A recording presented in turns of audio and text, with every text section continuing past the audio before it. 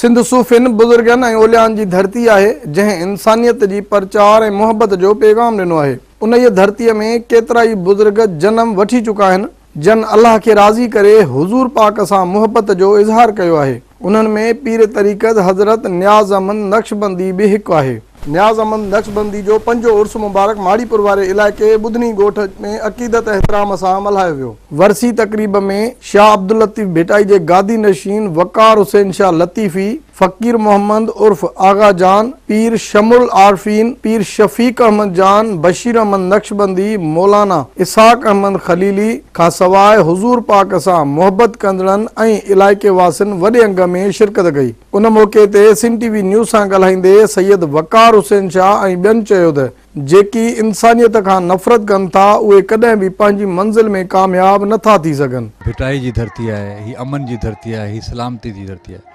कुदरत जी तरफ़ां सभु शयूं मौजूदु आहिनि, पर असां इंसान जे उन वलियुनि जी दरबारनि मां फैज़ हासिल न कयूं, असांजे हुकूमतूं ठाहे उन दरबार खे कंट्रोल करण जी कोशिशि कयूं, उन खे पैसो कमाइण जो ज़रियो बनाए छॾियूं, त असांजी कोताही जे करे उन दरबार जो फैज़ उन जनरेशन्स ताईं ट्रांसफ़र न थींदो।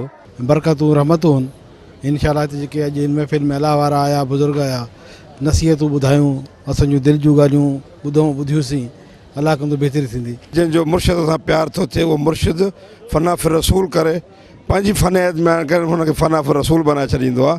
ऐं रसूलुल्लाह सल्लल्लाहु अलैहि वसल्लम जी मोहब्बत जो इहो सबूत आहे जो असां हर साल हज़रत सां ख़िदमत जे करे पंहिंजी अक़ीदत जो इज़हार कयूं था।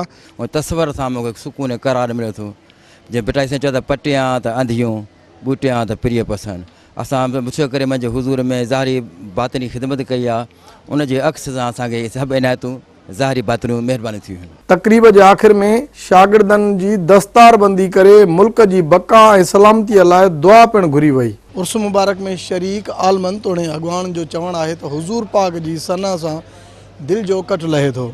साथी रिपोर्टर एहसान संजराणी, कैमरामैन निसार चांडे सां बशीर संजराणी, सिंध टीवी न्यूज़, कराची।